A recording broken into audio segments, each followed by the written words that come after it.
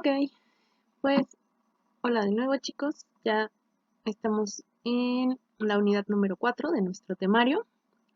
He notado o me da la impresión de que algunos de ustedes no lo han revisado, entonces los invito, si no lo han hecho, a que revisen el programa y ahí van a tener una idea más o menos de qué tema estamos viendo, de qué bibliografía pueden encontrar, que como siempre les repito, ya está en la plataforma. Y ahí también vienen programados, pues qué día va a ser el examen, etcétera. Entonces, bueno, eh, nada más era esa pequeña nota. Y bueno, ahora lo que vamos a ver, digo, ya terminamos de ver lo de virus, ustedes ya expusieron la parte de pues las enfermedades eh, por virus. Bueno, algunas de las enfermedades, obviamente hay muchísimas enfermedades, ¿no? Estaban bastante completas sus presentaciones, eso estuvo bien. Y bueno, lo que sigue en nuestro temario es hablar sobre las bacterias patógenas. En este caso la dinámica va a ser pues igual a las veces anteriores. En esta ocasión yo les voy a hacer un videito más o menos de 1 hora hablándoles sobre las generalidades de bacterias, es decir, sus características, cosas generales, vaya, como lo dice el nombre. Y el viernes 1 de octubre, pues ya saben, tendremos la primera media hora de la clase para responder preguntas o para dejar más dudas en vez de respuestas. Y posteriormente lo que va a ocurrir es que en lo que resta de la clase, el doctor Víctor les va a hablar de la segunda parte, que es genética bacteriana. Y posteriormente les vamos a asignar de nuevo bacterias, bueno, patógenas, y así como con los virus, ustedes van a exponer la parte, pues de las enfermedades producidas por estas bacterias. No se preocupen, o sea, no va a ser así todo el semestre. Creo que ya se los había mencionado yo al principio. Lo normal es que expongan solamente de virus y bacterias y ya el resto del programa se los damos nosotros porque pues ya no hay tiempo. Como siempre ven, por más que tratamos de que las exposiciones sean breves, pues siempre salen dudas, comentarios y pues normalmente nos echamos 2 sesiones este, para ver todos los patógenos en lugar de una. Entonces, bueno, el día viernes 1 de octubre, les repito, pues repartiremos los temas. De nuevo, ustedes tendrán una semana para ir preparando sus temas y la dinámica pues será la misma. Entonces, bueno, sin más preámbulo, bueno, y de una vez aprovecho para decirles que para esta unidad de bacterias van a tener 2 tareas que ya están en la plataforma. Una es sobre los principios activos de algunos medicamentos. Y la otra es un cuestionario súper fácil que van a contestar en casa. Entonces, para que saquen 10. Así que no se preocupen. Y bueno, pues como siempre, cuando empezamos cualquier tema, nos gusta hacer un breviario cultural. Y bueno, como siempre, ya saben que siempre que hablamos de microscopía, les menciono a Anton van Leeuwenhoek. Obviamente siempre les digo, hubo más gente ahí, pero bueno, este señor que dedicó su vida a estar pues puliendo lentes y estar observando todo lo que podía debajo de sus lentes, pues acabó haciendo una enorme aportación a la ciencia y pues podría considerarse incluso el padre de la microbiología, ¿no?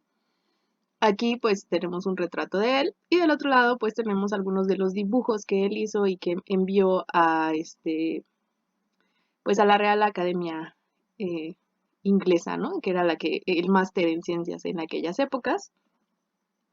Y pues bueno, sus dibujos eran bastante precisos. Bueno, hay que decir que mm, de algún modo tenemos que estar agradecidos de que aparte de que era una persona con mucho tiempo libre y con dinero para estar observando todo esto, también afortunadamente era un excelente dibujante. Porque bueno, han de saber ustedes que muchos grandes científicos en la historia, pues aunque sí hacían buenas observaciones, eran pésimos dibujando, ¿no? Entonces, bueno, aquí fue todavía como un plus. Se pudo hacer un gran registro. Sin embargo, como les decía, bueno, él no era el único que hace observaciones, también está esta famosísima imagen que quizás les tocó ver incluso en el libro de biología de la primaria o de la secundaria, que es pues un pedazo de corcho, ¿no? Que observó Robert Hooke, igual en aquellas épocas, con un microscopio bastante rudimentario, los primeros microscopios, y bueno, vio estas celdillas y a partir de ahí, pues la unidad de la vida, que conocemos ahora como célula, fue que obtuvo su nombre a partir de que él hizo estas observaciones. Igualmente, pues tenemos aquí el dibujito de Robert Hooke. Les digo, probablemente hasta lo vieron en algún libro de biología, ¿no? Siempre es como lo básico. Y pues bueno, es gracias a que esta ciencia se ha desarrollado, la microscopía, que también la microbiología, pues, ha crecido muchísimo, ¿no? Siempre están de la mano. Como veíamos en la primera unidad, pues una de las características de los microorganismos es que no los podemos ver a, con nuestros ojos. Necesitamos un aparato, sí, obviamente, con nuestros ojos, pero además necesitamos un aparato para poder observarlos a detalle. Entonces, bueno, en la actualidad pues ya tenemos muchísimos tipos de microscopios y pues aquí hay algunas imágenes que también están en el libro que ya habíamos visto en viene en el Brook de microbiología, que fue precisamente de donde leyeron el primer capítulo. Es más, seguro estas imágenes las vieron. Y pues bueno, aquí vamos a contrastar, ¿no? Aquí tenemos una levadura y se observa en campo claro, en contraste de fases, en campo oscuro, ¿no? Esto pues depende del equipo que tengamos y también de la técnica. Y pues bueno, ya hay tanta variedad que dependiendo de lo que nosotros queramos ver, pues obtendremos acceso pues al microscopio que más nos convenga, ¿no? Hay quienes, por ejemplo, utilizan los microscopios de fluorescencia. Hay que decir que para este tipo de técnicas, pues hay que hacer ciertas tinciones o, bueno, introducir a los organismos por un proceso para introducirles algún químico fluorescente y que de esta manera podamos observarlo en el microscopio.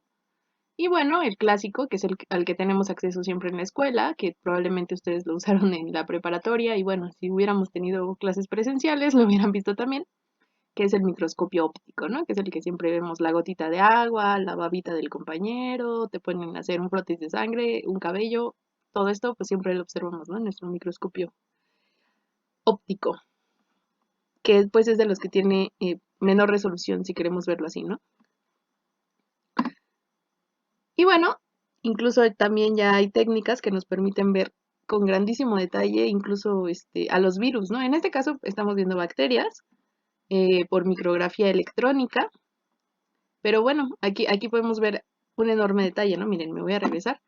Aquí tenemos bacterias del género Bacillus y bueno, aquí tenemos el bacilo más de cerca, ¿no? Entonces obviamente podemos ver con muchísimo detalle, pues que se ve la pared celular. Ahorita vamos a ver un poquito, pues todas estas partes de las bacterias, pero vamos a ver su pared celular, su ADN, pues su citoplasma, algunas, inclusiones ahí. Y bueno, incluso podemos verlas aquí en cómo se verían cuando están en colonias, ¿no? Normalmente cuando nosotros observamos en las revistas o en internet estas cosas coloreadas, hay que decir eso, no son coloreadas, las micrografías electrónicas se ven así, en blanco y negro, no, no se ven a color. No, nada más también me gusta como aclararles esa parte. Y pues bueno, estas micrografías electrónicas son las que nos permiten ver incluso, por ejemplo, a los virus, ¿no?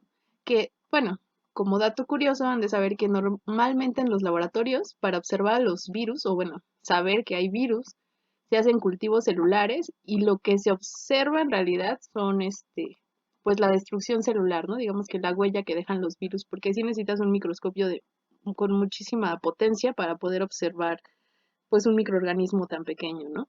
Son microscopios que incluso llegan a medir 2, 3 metros, o sea, estamos hablando de verdad de equipos muy grandes, pero que pues gracias a ellos podemos seguir aprendiendo acerca de este micromundo. Pero bueno, pues nada más hablando un poquito de esa parte histórica, vamos a entrar a lo que compete, que son las generalidades de las bacterias. Y pues bueno, vamos a recordar un poquito lo que hemos repetido miles de veces en el curso y en sus tareas y seguro hasta en los exámenes. Entonces, bueno, las bacterias, ya saben, son procariotas. ¿Qué quiere decir esto? Que no tienen un núcleo membranoso, ¿ok? O sea, sí tienen su material genético, pero este no está rodeado por una estructura membranosa. Y más adelante vamos a ver por qué.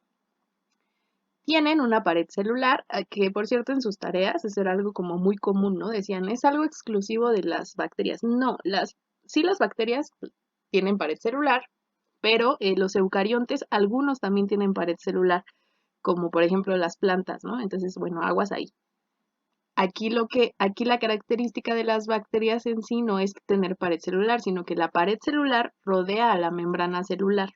¿Ok? La función de esta pared celular, pues al igual que por ejemplo en las plantas, pues va a ser darle rigidez a la bacteria. Y bueno, es precisamente esta cantidad de propiedades que tiene la pared celular que le va a permitir a la bacteria pues sobrevivir en el medio, también puede ser incluso un factor de patogenicidad y también va a ser algo muy útil a la hora de identificar qué tipo de bacteria es la que estamos observando o en su caso pues tratando, ¿no? Y bueno, aquí les dejamos un pequeño dibujito, ¿no?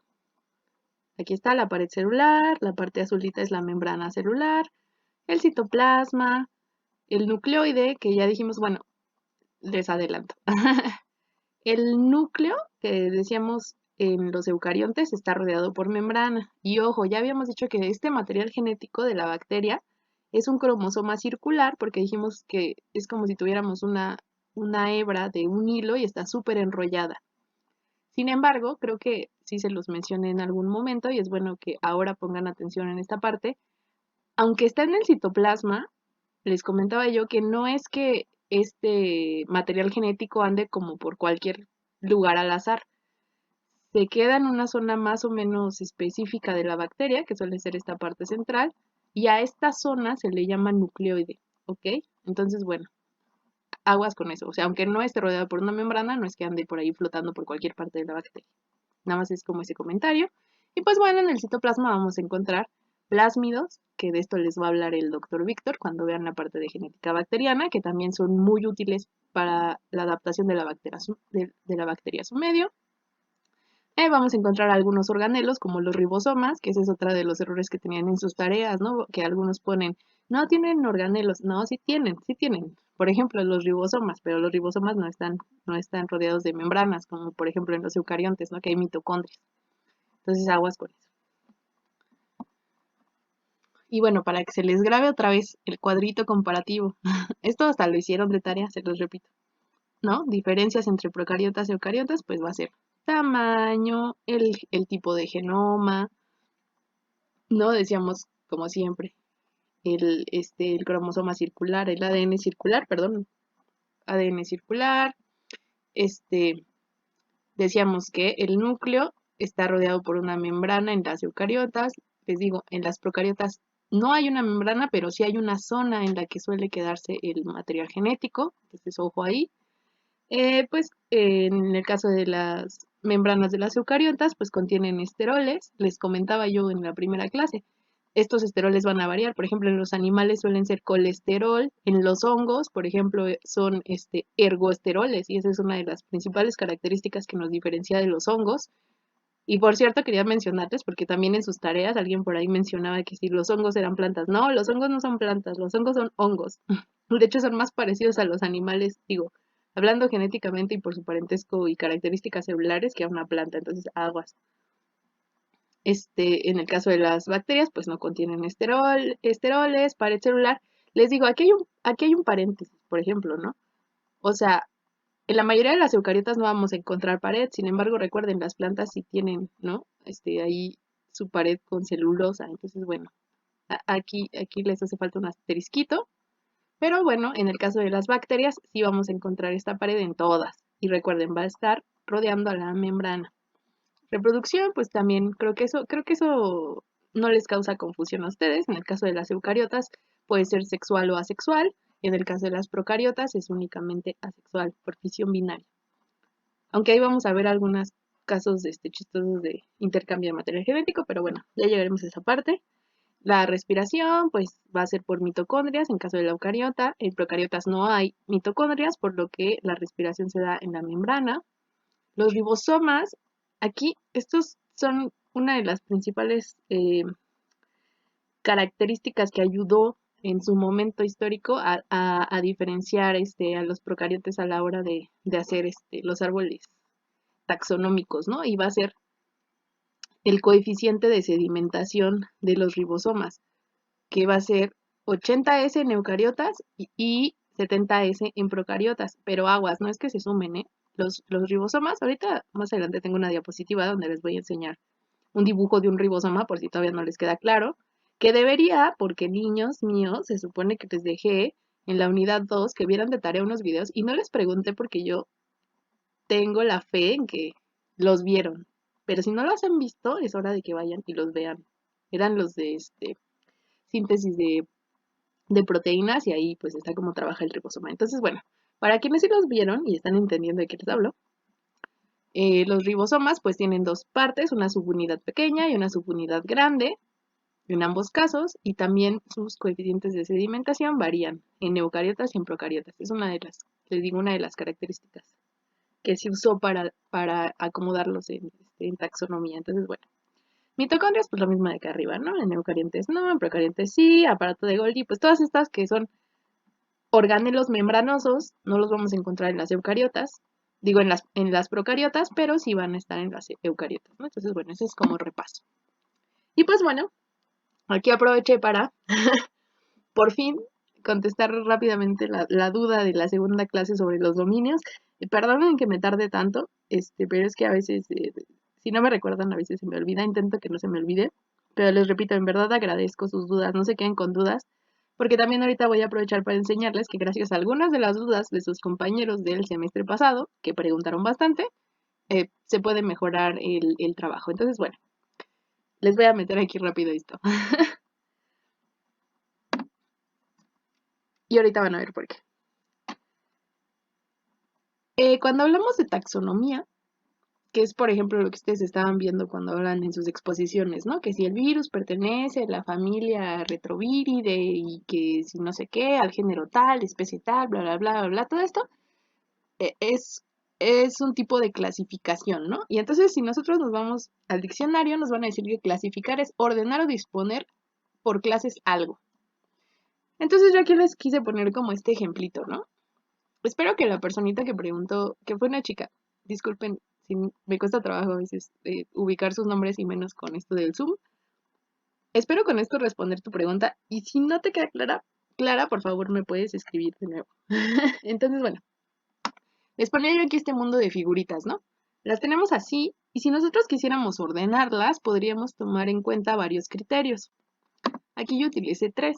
El primero sería, por ejemplo, por forma, ¿no? Oh, permítame un momento.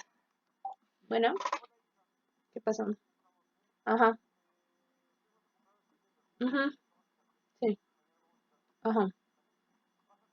No, ya perdón. Entonces, les comentaba. Uno de los criterios que utilicé aquí, pues fue ordenarlos por forma, ¿no? Cuadrados, círculos, estrellitas y triángulos. Otro criterio que podríamos utilizar sería ordenarlos por color, ¿no? La clase de los verdes, los amarillos, los azules y los rosas. Otro criterio podría ser por tamaño, simplemente los grandotes, los medianitos y los pequeños. ¿Por qué les pongo esto? Que puede parecer como de primaria. Algo que quiero que a ustedes les quede bien claro es que hay muchos tipos de clasificaciones para muchas cosas.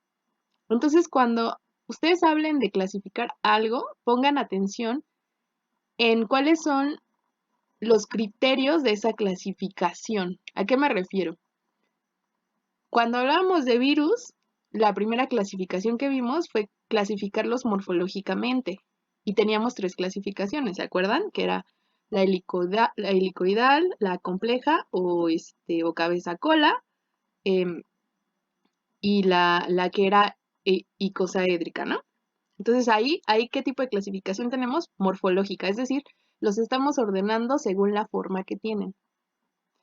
Ahora, otro tipo de clasificación era la de Baltimore, que yo pienso que les quedaron algunas dudas, pero bueno, nunca preguntaron. Espero que si aún las tienen, aún puedan hacerlas. Y si no, pues espero que de verdad hayan entendido la clasificación. Pero bueno, ese es otro. En el caso de la clasificación de Baltimore, los criterios y el principal criterio que se tomaba para ordenar a los virus era su material genético. Primero, si tenían ADN o si era ARN, ¿se acuerdan? Entonces, a lo que voy con esto es que siempre, o sea, que hablemos de clasificación, tienen que entender ustedes que no hay una sola clasificación que es como la Biblia o algo así. O sea, siempre que tenemos un algo, hay varias formas de clasificarlo. Entonces, cuando, les repito, cuando ustedes vayan a usar una clasificación o a, pues sí, a recurrir a algún tipo de clasificación, fíjense cuáles son los criterios de la clasificación, qué es lo que están ordenando o qué características de ese organismo están tomando en cuenta para ordenarlo en un grupo y no en otro. Entonces, bueno, dicho esto, vamos a hablar así súper rapidísimo de la taxonomía. La taxonomía es la ciencia pues que se encarga de ordenar principalmente a los seres vivos, o sea, plantas y animales. Entonces, bueno, les acabo yo de decir que es importante siempre que hablamos de clasificaciones tomar en cuenta los criterios. ¿Cuáles? Esta podría ser la pregunta, ¿no? ¿Cuáles son los criterios de la taxonomía? Bueno, en taxonomía, de las primeras características que se toma en cuenta es qué tipo de célula tenemos. Porque les recuerdo que el árbol de la vida, que es el que estábamos viendo, clasifica células.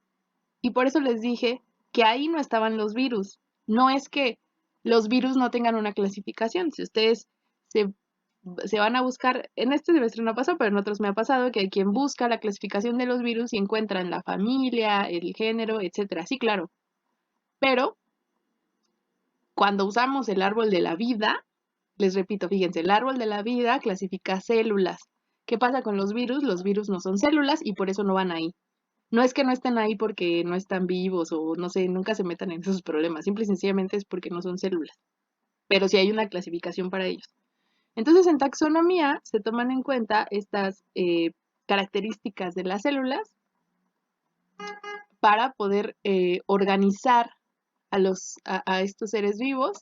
Y entonces primero tenemos los dominios. De hecho, hay incluso, digo, ya los taxónomos más grandes tienen acá, ¿no? Los superdominios, que era lo que yo trataba de decirles en el mensaje de la plataforma, ¿no? Que son procariota y eucariota. Y en procariota tenemos dos dominios más, que son arquea y bacteria. O sea, no es que estuviera mal lo que ustedes pusieron, es que más bien creo que yo no supe explicarme, pero bueno, ahorita vamos a eso.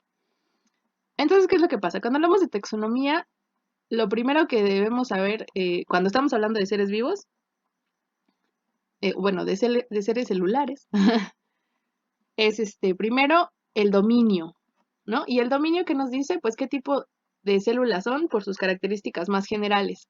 ¿Se acuerdan? Los dominios que vimos fueron bacteria, arquea y eucaria, ¿no? ¿Y en qué se diferenciaban?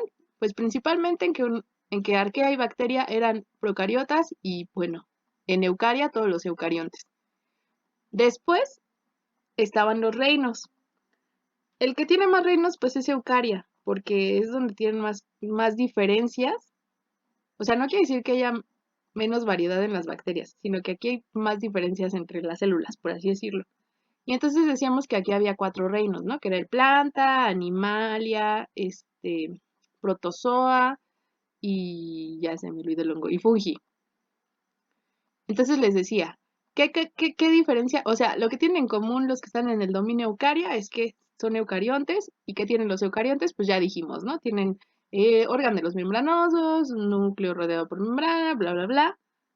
Pero la diferencia que hay entre los reinos o la necesidad que hubo de crear esta subdivisión fue porque, pues dijimos, tienen esteroles, pero no todos los esteroles son iguales. Por ejemplo, les repito, los que tienen colesterol pues somos animales, además de que los animales somos pluricelulares. En el caso de los hongos, pues tienen ergosterol. En el caso de las plantas, vamos a encontrar celulosa, que es algo que no vamos a encontrar, por ejemplo, en las células de los animales, ¿no? En el caso de los protozoos, en los protozoos voy a ser sincera, porque también ustedes deben de saber que a veces en taxonomía hay tantos organismos que cuando a veces uno no sabe dónde meterlos, se inventan alguna cosa donde meter a los que no saben dónde meter. Y este caso son los protozoos. Los protozoos lo que tienen en común es que todos son organismos unicelulares. ¿Ok? Entonces, bueno, ahí hay un montón. Ahí vas a encontrar a las algas, a las yardias, a las amebas. O sea, por eso también ahí hay un chorro de cosas, ¿no? Pero bueno, no nos vamos a meter más. Entonces les digo, después, ya que eliges alguno de estas subdivisiones, por ejemplo, agarras un animal, pues entonces tienes que ver a qué filo o filum pertenece, ¿no? Y bueno, ya dentro del filo, que eso pues ya va a depender del tipo de organismo y de otras características que ya no tienen tanto que ver con sus generalidades de la célula, pues se va a decidir en qué filo está, en qué clase, orden, familia, género y así hasta que encontremos especie. Ya cuando estamos en género y especie, el género es como el nombre y la especie es como el apellido, ¿no? Ya es lo que le faltaba. Entonces, bueno, así es como se hace la clasificación, ¿ok? Taxonómica, así, en este orden. Entonces aquí pues hay un ejemplito, ¿no? Tenemos aquí a este pajarito y bueno, si empezamos desde más abajo, obviamente aquí ya no se fueron por ejemplo, ¿no? Aquí está Phylum. Aquí no se menciona el reino ni el dominio porque, bueno, hasta cierto punto sabemos que es obvio, ¿no? Si es un animal, pues sabemos que el dominio es Eucaria y que el reino es Animalia. Entonces, ¿qué sigue? El Phylum. ¿A qué Phylum pertenece? Pues bueno, uno que se llama Chordata, ¿no? Que somos organismos que durante el desarrollo embrionario, desarrollamos algo que se llama notocorda, que después se convirtió en la columna vertebral, ¿no? Así como cosa general. Después, ¿a qué clase? A las aves, ¿no? Y bueno, ahí podría darles también yo ahí una serie de lista de las características de las aves, ¿no? Que si la forma de la cadera, los huesecillos de no sé qué, bla, bla, bla. Y bueno, después, ¿a qué tipo de aves pertenecen? Porque pues, hay un chorro de aves. Pues resulta que el orden es Passeriformes, ¿no? ¿A qué familia en específico? Fringílidae. Y bueno, ya al final en esta familia Fringílidae que tenemos a menos organismos que acá, que hablar en general de aves, pues tenemos al género Cardinalis, ¿no? Aquí vamos a tener a todos los cardenales. Y dentro de todos los cardinales que existen, pues hay una especie, o sea, obviamente hay varias, pero hay una a la que pertenece aquí nuestro animalito, que es Cardinalis cardinalis, que es el famoso cardenal norteño, ¿no? Entonces, o sea, este es el objetivo de hacer este tipo de clasificaciones, ¿no? Saber en dónde están o dónde debemos de acomodar a nuestros organismos. Entonces, bueno, por eso les ponía este ejemplo. Espero que con esto haya quedado resuelta la duda. Y si no, pues bueno, me vuelven a preguntar. Aunque me tarde un poquito, prometo que sí respondo. Y bueno, me pareció muy, muy bueno meter esta duda justo aquí, porque pues lo que sigue en nuestro temario es hablar sobre la clasificación, o bueno, los tipos de clasificación de las bacterias, que les repito, cuando hablamos de clasificaciones hay muchas formas de clasificar a un organismo. En este caso vamos a hablar como de las clasificaciones más comunes para las bacterias. Entonces, pues la más general, la filogenética, ¿no? ¿Dónde están las bacterias? Pues las bacterias pertenecen al superreino o superdominio, que es el procariota, que era lo que trataba yo de decirles en el mensaje, al cual pertenecen los dominios bacteria y arquea. Y bueno, creo que esto ya les quedó claro porque hemos hablado hasta el cansancio de esto en el curso. Entonces, bueno, aquí están las bacterias. Y bueno, en bacteria vamos a encontrar las bacterias gram positivas. Aquí ponen lo de las mitocondrias, digo por si les da duda, porque eh, hay una teoría que nos habla sobre la endosimbiosis, ¿no? Que las bacterias fueron creciendo en comunidades y luego unas engulleron a otras, por decirlo de alguna manera, hicieron un tipo de simbiosis hasta que se volvieron uno y de ahí aparecieron las células eucariotas, ¿no? Y de hecho por eso aquí, en este árbol filogenético, nos ponen este punto, que quiere decir que aquí es el ser que está en común para todos, para todos, para todos, para las bacterias, las arqueas y la eucaria, que bueno, actualmente han de saber ustedes que este organismo, que es el que pues se supone que venimos todos, es una célula que se llama Luca. Pero bueno, esa es otra historia, ya no los quiero hacer más bolas. Pasemos a la siguiente clasificación, porque mi meta de hoy es no hacer la clase tan larga. Entonces, la siguiente clasificación es la morfológica, ¿no? En el caso de los virus, pues teníamos tres, en el caso de las bacterias hay más, pero están fáciles. Entonces, ¿qué tipo de formas pueden tener las bacterias? Pues forma de coco, O sea, si son redonditas, si son dos cocos pegados, son diplococos, ¿no? Si son dos cocos pegados y aparte tienen una capsulita, entonces son diplococos encapsulados, o sea, de verdad está fácil. Si están pegados en forma de cadenita, son estreptococos, recuerden esto, estrepto significa cadena. Si se encuentran de a 8, pero en esta forma como cúbica, se les llama zarcina. Si nada más son 4, se les llama tétrada, ¿no? Ahora, si son más larguitos, pues se les conoce como bacilos, que es lo que veíamos en las imágenes de microscopía. Si están como entre cocos y bacilos, pueden ser cocobacilos. Si están pegaditos de esta manera vertical, se les llama en empalizada, que es, pues, es como si fueran una bardita de madera, ¿no? Empalizada. Si están pegados de manera horizontal y son dos, pues son diplobacilos. Si están en cadenita, son estreptobacilos. Recuerden que estrepto significa cadena. Ahora hay algunas que tienen otro tipo de forma, ¿no? Como estas, los famosos vibrios, que es donde vamos a encontrar el vibrio cólera, ¿no? Vibrio significa forma de coma. Entonces, bueno, estas bacterias tienen esta forma, algunas pueden tener flagelos, etcétera, pero eso ahorita rápido lo vamos a ver. Y pues bueno, unas menos comunes, que son como estas, ¿no? Barra alargada, bastones, hélices. Una que sí es como más común son las espiroquetas, las podemos ver en el agua y luego hasta la gente se las come, ¿no? Como suplementos alimenticios, las espiroquetas. Y pues bueno, habrá otras que incluso tengan forma como de asemejando un hongo, pero no son hongos, ¿no? ¿Y cómo lo vamos a saber? Pues por todas las características que ya mencionamos antes. Otra forma de clasificar a las bacterias es por los azúcares que hay en su pared. Pero ojo aquí pongan mucha atención, porque esta clasificación, que es bien importante cuando hablamos de bacterias, es solamente para los estreptococos, ¿vale? No es para ningún otro tipo de bacteria, únicamente es para estreptococos. Y es que resulta que esta señora, Rebecca Lansfield, pues se echó toda su vida, pues, así amaba los estreptococos, no lo sé, el destino la llevó a trabajar toda su vida en estreptococos, y entonces ella se dio cuenta que por alguna razón chistosa, los estreptococos en específico son bacterias que tienen una enorme variedad y diversidad en los azúcares de su pared celular y entonces se dio a la tarea de clasificarlos según este tipo de azúcares y y cómo reaccionaban con los antígenos, ¿no? Por eso nos dice que puso un orden con con la variabilidad antigénica, perdón.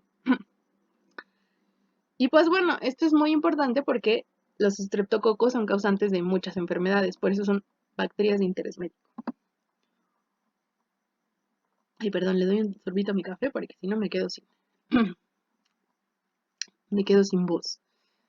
Entonces, bueno, la clasificación de Lansfield pues está fácil porque les digo, pues se hacen pruebas, se ven ahí los colorcillos, se hacen siembras, etcétera, pero lo que tienen que saber aquí es que se clasifica por letras, ¿no? Y entonces, algunas de las bacterias más comunes, como por ejemplo el Streptococcus pyogenes, que es una de las que van a exponer, se encuentran en el grupo A de la clasificación de Lansfield. A quien le toque exponer esto, si quiere tomarse una o dos diapositivas para hablar de esto y decir, pertenecen a la clasificación A de Lansfield, porque tienen este tipo de azúcares en su pared, va a estar súper bien.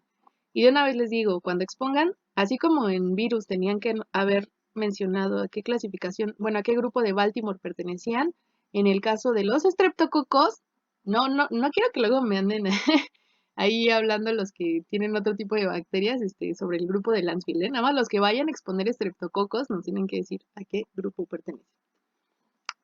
Entonces, bueno, les digo, van en forma de letras, y normalmente hay un grupo aquí chistoso, que es el de los no tipables, donde también vamos a encontrar otras bacterias que generan enfermedades bastante comunes, como el neumococo, en el caso de Streptococcus viridans, son algunos de los que causan las caries, por ejemplo, ¿no?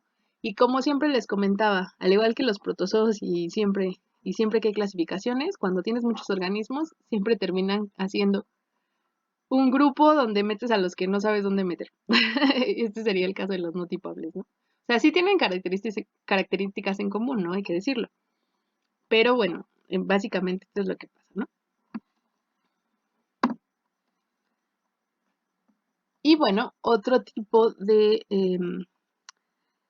clasificación para los estreptococos, por favor despiértense, estamos hablando de estreptococos con lo de Lancefield, es el tipo de hemólisis que hacen. Les digo que los estreptococos son chistosos.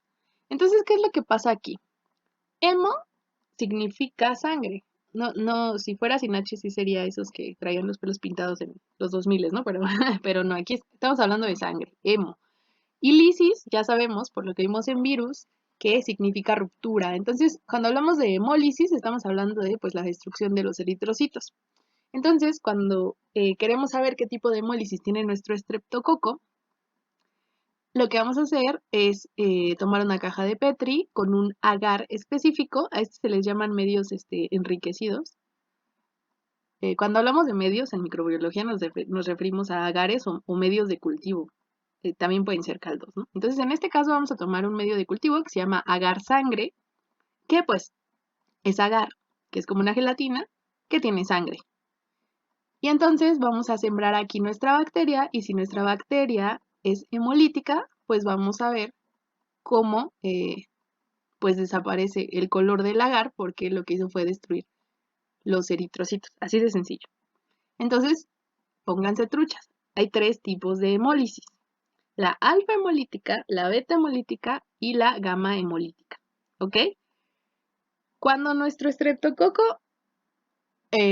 hace hemólisis completa, es decir, que de plano termina con la sangre, le vamos a llamar beta hemólisis. Y aquí se ve bien clarito porque fíjense, todo el agar es rojo y aquí donde sembraron la bacteria, donde creció, o sea, ya quedó transparente. O sea, al grado que incluso se ven los dedos aquí de la persona que está sujetando el platito, ¿no? Entonces, esta sería la beta hemólisis o hemólisis completa. Cuando nuestro estreptococo sí rompe algunos eritrocitos, pero no todos, se dice que hace una hemólisis parcial o alfa hemólisis, ¿ok? Y entonces aquí lo que vamos a observar es como un halo verdoso, ¿ok? Es una hemólisis parcial. Y cuando de plano nuestra bacteria crece, que es lo que vemos aquí, o sea, el agar es lo rojo que está aquí, y esto que se ve como amarillito, pues es donde creció la bacteria, y como podemos observar, pues no le hizo nada a la sangre, entonces esta es la gamma hemólisis, ¿ok? Es decir, aquí no hay hemólisis, ahí está, no hay más. Y por eso hasta les pongo donde ponen las mismas. La beta hemólisis, fíjense, bien cargada, es hemólisis completa. La que es verde es parcial y la que de plano nada más se ve como transparente es la gamma hemólisis. Y aquí hasta se los ponen otra vez por color. Alfa hemólisis se ve verde porque es parcial. Beta hemólisis la ponen como gris o haciendo alusión a que es transparente porque hace una hemólisis completa. Y la gamma hemólisis la ponen roja porque pues el agar se queda rojo, ¿no? Simple y sencillamente no hay hemólisis. Y aquí hasta nos ponen algunos ejemplos de los tipos de estreptococos que hacen este tipo de hemólisis. Y bueno, nada más como eh, para tratar de conectar esto, si no me están siguiendo, cuando nosotros, o bueno, cuando ustedes estén en clínica y tengan que mandar a hacer, por ejemplo, un exudado faringio, que era algo que hacíamos en las prácticas cuando íbamos a presencial, pues se hace un exudado de la garganta del paciente, se manda al laboratorio y o sea, si se hace una tinción, ahorita también les voy a hablar de los tipos de tinciones, se observa el microscopio, si se ve que es un estreptococo, entonces lo que hay que hacer es hacer algunas pruebas de estas para ver qué tipo de carbohidratos tiene en la membrana, digo en la pared, para reconocer a qué grupo de Lancefield pertenece. Y también podemos hacer estas pruebas de hemólisis y de esta manera vamos a poder darnos una idea más cercana de qué tipo de estreptococo es el que estamos tratando. ¿Por qué se hacen este tipo de pruebas, chicos? Porque es un poco como el COVID, que era lo que les mencionaba yo. La única manera de estar segurísimo de qué tipo de bacteria o qué tipo de virus tenemos es hacer una prueba PCR. Pero, bueno, eh, supongo yo que el doctor Víctor lo decía como porque sería lo ideal, pero en términos reales no puedes estar haciendo PCRs para todos, es carísimo, muchísimo tiempo, o sea, ni vale la pena. Entonces, por eso hay muchas pruebas alternativas. En el caso de las bacterias, pues son estas, ¿no? O sea, ves qué tipo de hemólisis hace, o sea, primero la ves qué tipo de hemólisis hace, bla, bla, bla, y de esta manera vas a saber a qué grupo pertenece. Y ustedes deben de saber a qué, o bueno, es importante que tengan una idea de qué tipo de microorganismo tiene el paciente para que después no anden dándole antibióticos, por ejemplo, a las personas que tienen virus. Y por eso les dejé la tarea que tienen ahí en la plataforma donde ustedes tienen que hablar sobre los principios activos de los antibióticos. O sea, ustedes tienen que elegir 5 antibióticos, los que quieran, y ahí buscan información sobre ellos, para que se vayan dando una idea de a qué se refiere uno cuando hablan sobre el principio activo de un antibiótico. Pero bueno, eso es triste. Bueno, hasta ahí terminamos un poquito con la parte de las clasificaciones como más comunes para las bacterias, ¿no? Les digo, seguro hay mucho más, pero aquí es lo que nos interesa, que sepan que existen estas clasificaciones. Y pues bueno, el siguiente tema es la parte de estructura y función de componentes, que es lo más rápido. Entonces, bueno, otra vez les pongo aquí la imagen, las bacterias, que es lo que van a tener.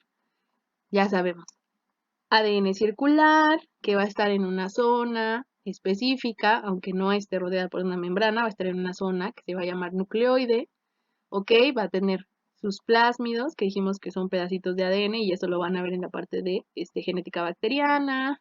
Algunas tienen pilis, ahorita vamos a ver qué es eso. Algunas tienen flagelos. Este, todas tienen pared celular y membrana celular. Y algunas tienen cápsula, ahorita vamos a ver, ¿no? También hay algo que se llama glucocálix, que bueno, ahorita rápido lo vamos a ver. Entonces, en general es más o menos esto lo que vamos a encontrar en las bacterias. Les digo, la cápsula no la tienen todos, ahorita vamos a ver qué es eso de la cápsula. Entonces vamos a ver la primera y qué es la que decimos que es la que nos ha ayudado más para aprender sobre estos bichos. Es la famosa pared celular. Ya dijimos, la pared celular va a rodear a la membrana, ¿ok? ¿Cuáles son sus funciones generales? Pues darle forma y rigidez a la bacteria y de esta manera va a evitar que se rompa, o sea, la va a proteger del medio, ¿no? Esto de la lisis osmótica, pues quiere decir que va a evitar que la bacteria se rompa si hay, por ejemplo, más salinidad afuera o cosas, o sea, afuera me refiero a en el agüita donde esté, ¿no? Porque podría estar, no sé, en el agua, en el piso, dentro de ti, en tus ojos, o sea, el medio donde esté, esta es la manera en la que ella se protege.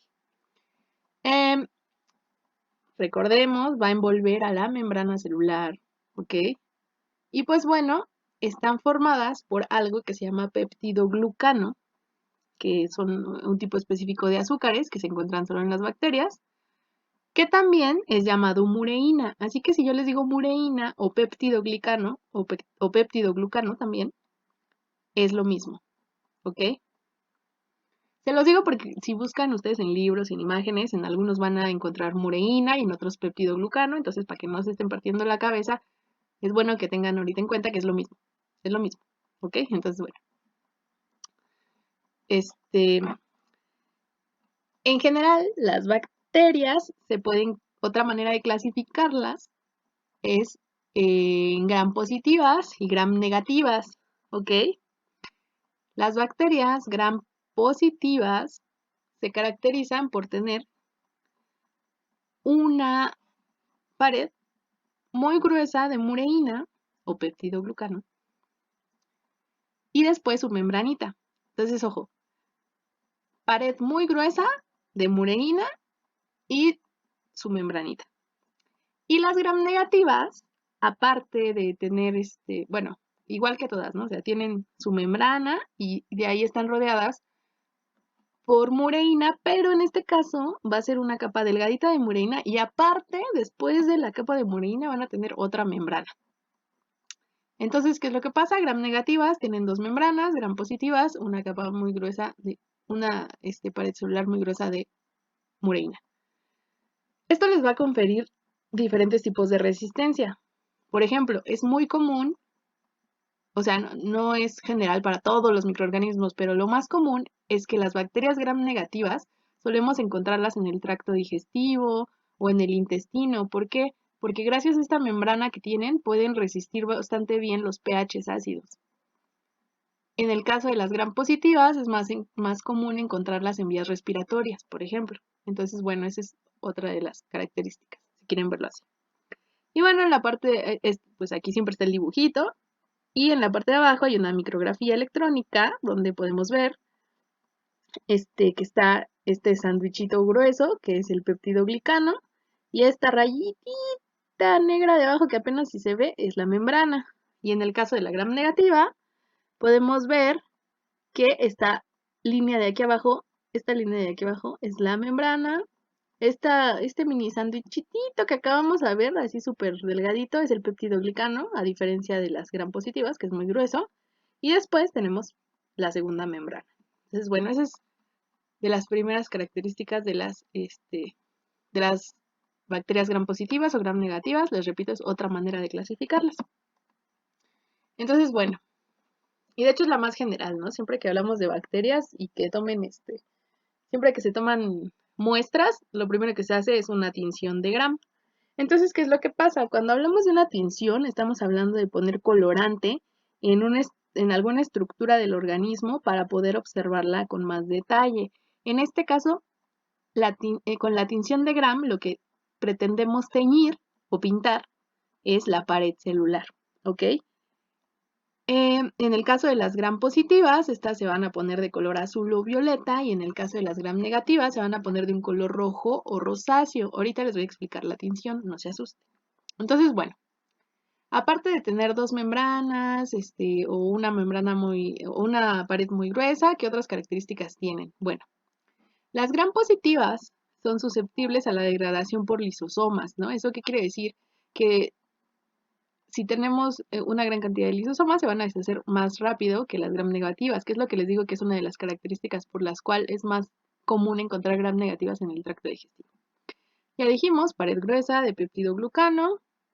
Y bueno, aparte, esto también es una característica muy especial de las gram positivas.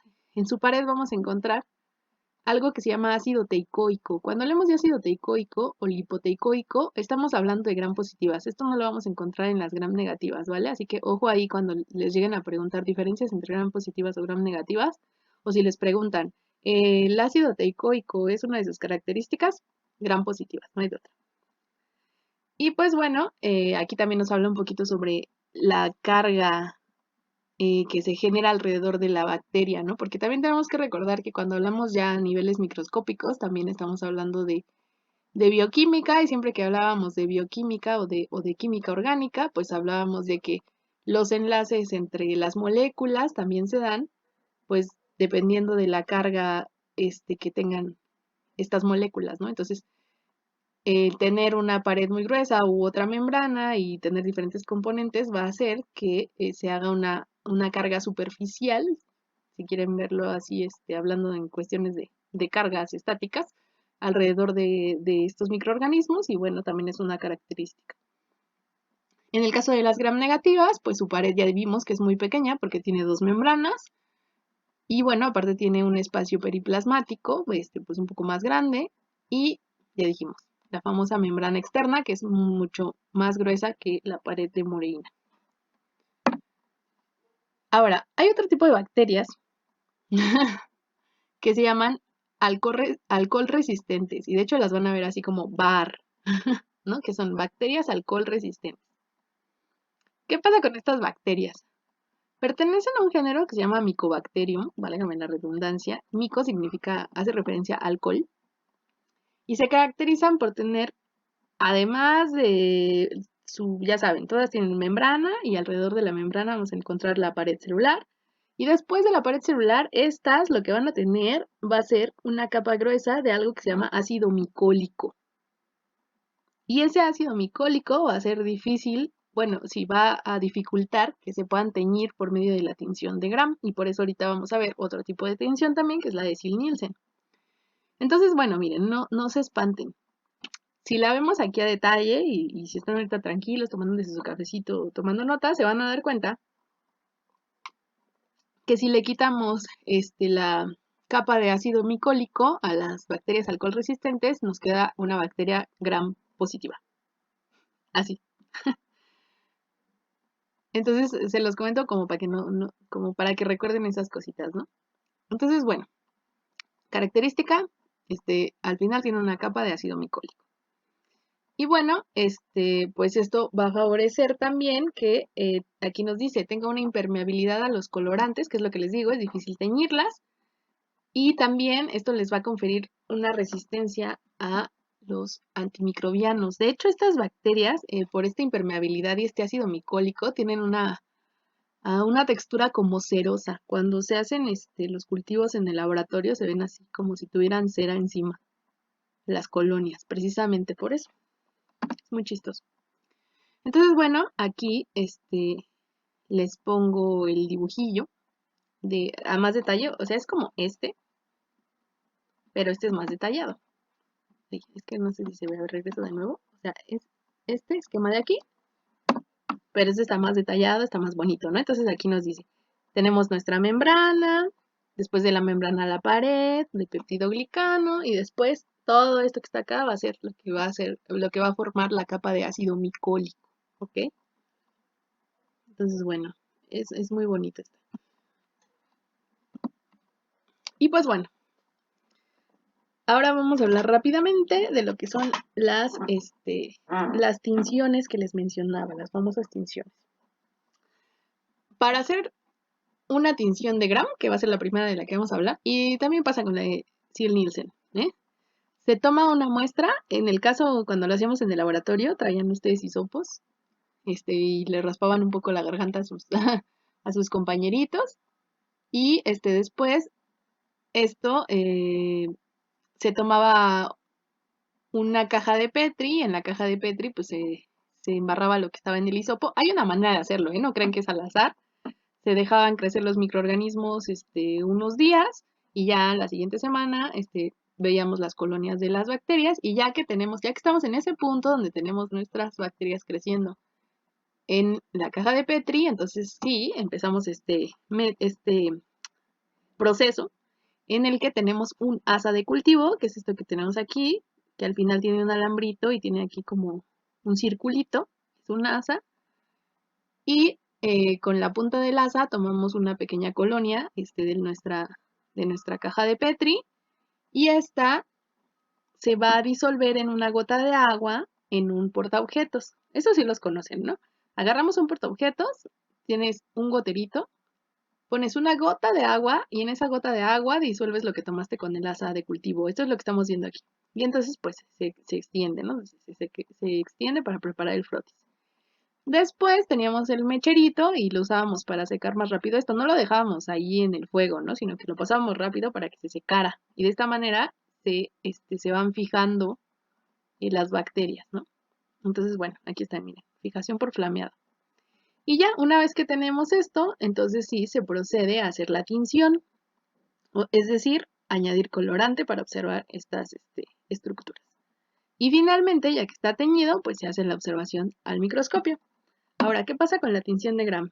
Yo les pongo aquí esta mnemotecnia, que es class, como para recordar el orden en el que se ponen los colorantes, ¿ok? Entonces, bueno, ya que hicimos todo lo anterior y que tenemos nuestro frotis listo para ponerle los colorantes, lo primero que se va a poner en la tinción de Gram es algo que se llama cristal violeta, ¿ok? Por eso la C, cristal violeta. Este cristal violeta se va a dejar ahí por un minuto y después se va a hacer un enjuague con agüita y después se le va a poner eh, bueno, se le llama mordiente, ¿no? Que es como para retirar el colorante si es necesario, que suele ser yodo y que, bueno, en el laboratorio lo encontramos como una solución de Lugol, por eso está aquí la L. Después de colocar el Lugol, se deja unos minutos, que es también lo que estamos viendo aquí. Ay, perdón, es que como que desaparece mi puntero. Fíjense, esta es la solución yodurada de Lugol. Se deja otro minutito. Después se vuelve a hacer otro enjuague con agüita destilada. Y después se hace otro enjuague con alcohol. Por eso se le pone aquí la A. ¿Ok? Se deja ahí el alcohol otros 20 segundos. Se vuelve a hacer un enjuague con agüita. para que no siga la decoloración. Y finalmente se agrega un colorante que se llama safranina. ¿Ok? Entonces por eso me gusta este de Class, ¿no? Es cristal violeta, Lugol, alcohol, safranina. La safranina también se deja más o menos un minuto más y finalmente se vuelve a enjuagar con agua destilada y ya que terminamos todo este proceso que se le llama tren de tinción, se hacen las observaciones al microscopio. Estas son observaciones con el objetivo de CN, o sea, sí hay que usar ahí el aceite y todo el show, si es que se acuerdan de sus clases, y esto es lo que más o menos vamos a observar. En el caso de gram positivas, las vamos a ver azules, que era lo que les decía, y gram negativas rojas. Y ahora, ¿por qué? ¿Por qué se ven unas azules y otras rojas? Dijimos que las bacterias gram positivas tienen una capa, bueno, una pared celular muy gruesa de mureína. Entonces, ¿qué creen ustedes? Que el cristal violeta, perdón, el cristal violeta se fija muy bien a la mureína. ¿Ok? Entonces, ¿qué es lo que va a pasar? Si nosotros lo que tenemos es una bacteria gram positiva, en cuanto pongamos el cristal violeta, este va a entrar, se va a fijar en la pared celular y después, independientemente de que le pasemos el mordiente, de que lo enjuaguemos, etcétera, ya no se va a decolorar. Entonces, al final, lo que vamos a ver, pues va a ser bacterias azules, porque lo que se tiñó ahí fue la pared de mureína. ¿Ok? ¿Qué es lo que pasa con las gram negativas? Dijimos que tienen una membrana externa, entonces, ¿qué es lo que pasa? Si nosotros ponemos cristal violeta, el cristal violeta no se va a adherir a la mureína porque hay una membrana que le estorba. Entonces, nosotros vamos a colocar el cristal violeta y si esta es una gram negativa, cuando hagamos nuestros enjuagues, pues el cristal violeta se va a lavar, se va a enjuagar porque no hay nada a lo que se pueda adherir. ¿Ok? Sin embargo, ¿ustedes qué creen? La safranina sí se fija en la membrana. Entonces, ¿qué es lo que pasa? Si es gram negativa, el cristal violeta no se va a pegar, con los enjuagues va a salir el color, que es lo que estamos viendo aquí, y al final, cuando coloquemos la safranina sí se va a fijar en la membrana y bueno, vamos a verlas de color rojo. Y aquí, por ejemplo, bueno, otra de las características también es que hay una interacción ahí de cargas entre los colorantes y la membrana celular, pero bueno, digo, y la pared celular y la membrana, pero bueno, ya no quiero hacerles más bolas porque aparte ya llevo una hora de video, pero esta es la famosa tinción de Gram y siempre es de lo primero que se hace cuando se mandan a hacer muestras de laboratorio y cosas así, siempre. Saber si es Gram positivo o Gram negativo. Ahora, ¿qué es lo que pasa si hacemos nuestra tinción de Gram y la bacteria no se pinta? Pues entonces es muy probable que sea alcohol resistente. ¿Por qué creen ustedes que no se pinte? Pues bueno, si lo que estabas a punto de responder era, pues porque dijimos que la safranina se pega a las membranas y dijimos que el cristal violeta se pega a la pared, pero aparte dijimos que las bacterias alcohol resistentes lo que tienen expuesto pues es una capa de ácido micólico, es decir, que pues el cristal violeta y la safranina pues no se van a adherir a nada, así de sencillo, por eso no se tiñen. Entonces, bueno, ¿cómo podemos observar a las bacterias alcohol resistentes? Pues hay otra técnica que es la tinción de Ziehl-Nielsen y entonces aquí lo que se va a utilizar es un colorante básico que se llama fuchsina y otro que se llama fenol. La fuchsina, pues como pueden imaginarse, es de color fuchsia, es de color rosado, y el fenol es azul. ¿Ok? Entonces, bueno, eh, aquí se hace lo mismo que vimos en el dibujito de arriba. Hacemos nuestro frotis, bla, bla, bla, y ahora aquí, en vez de hacer nuestro tren de tinción con cristal violeta y con safranina, lo que vamos a hacer primero va a utilizar el fenol, se va a lavar y después, bueno, aquí en lugar de alcohol se utiliza ácido alcohol para decolorar el fenol en caso de que la bacteria lo requiera y después se va a colocar la fuchsina, ¿ok? Y entonces aquí, ¿qué es lo que vamos a observar? Eh, las bacterias alcohol resistentes que son, bueno, mejor les pongo la imagen para no hacerlos bolas. Las que son alcohol resistentes, estas, bacteria alcohol ácido resistente, por eso son BAR, se van a teñir de color rosa o rojo. Por eso les pongo aquí, esta es una bacteria, o sea, es positiva. Por eso ponen positivo, ¿no? Y esto pues quiere decir que la fiushina se pegó pues a la capa de ácido micólico, ¿no? Básicamente es esto. Si no tiene una capa de ácido micólico, entonces ¿qué va a pasar? Que pues la fiushina no se va a fijar y lo que se va a quedar ahí pegado va a ser el azul de metileno, o bueno, también lo que estaba ahí con el fenol. Entonces va a quedar azul. Y entonces en ese caso, si quisiéramos saber qué tipo de bacteria es, ya que vimos que no es gram positiva ni gram negativa y que tampoco es alcohol resistente, es hacer otro tipo de tinción, pero ya eso es muy extraño. Entonces nosotros aquí en el curso nos quedamos felices con que sepan de la tinción de gram, que es lo más común, lo que deben de saber, los famosos must, y el y la tinción de Ziehl-Neelsen. De hecho, si les llama más la atención ahí en la plataforma, que yo sé que ustedes cada rato revisan, ¿verdad?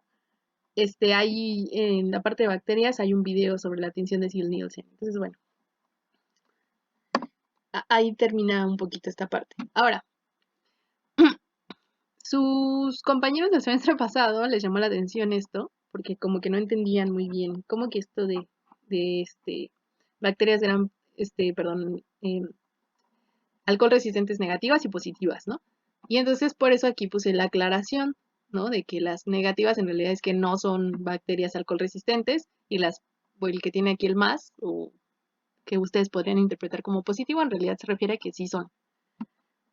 Y por eso les digo yo que me sirven mucho sus dudas, porque aparte también me dijeron, bueno, ¿y qué pasa con el ácido micólico, maestra? Y bueno, entonces les hice yo estas pequeñas diapositivas donde pues les listaba algunas características más específicas del ácido micólico, ¿no? Este, pues dice, ¿no? Que es bueno, las características de cadena ramificada, que es lo que veíamos en la imagen anterior. Me voy a regresar. Esto es de lo que está hablando. Este, mm, mm, mm. Decíamos, ¿no? Que el tipo de tinción, pues tiene que ver con los ácidos carboxílicos que vamos a encontrar. Y bueno, el tipo de moléculas pegadas en la capa de ácido micólico, ¿no? A diferencia de las gram positivas o negativas. Y bueno, también aquí nos habla lo que decíamos, ¿no? De la carga, que sí es covalente a los péptidos glicanos y por eso se pega, y por eso se pega a la pared de mureína, que es lo que les decía yo, ¿no? O sea, estas bacterias, si tú le quitas la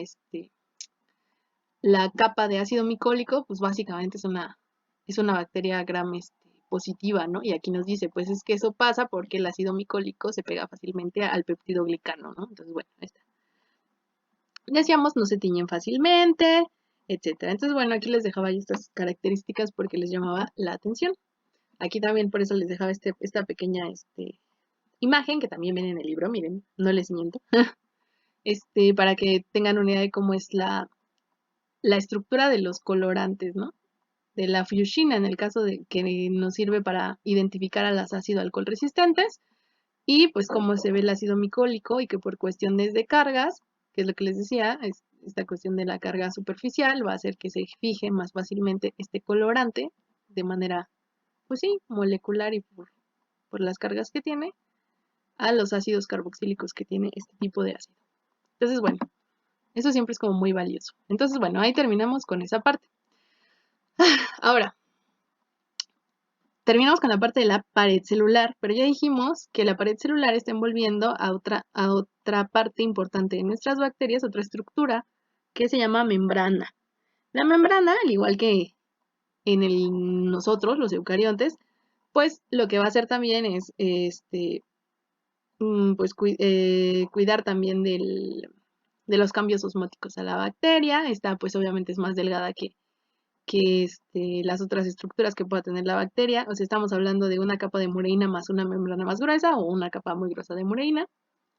Les digo, es una barrera osmótica y pues bueno, aquí están los famosos dibujitos, ¿no? Porque a veces siempre nos ponen la membrana así y luego pensamos que es como una galletita, pero en realidad se está moviendo, ¿no? Así como si fuera un mar.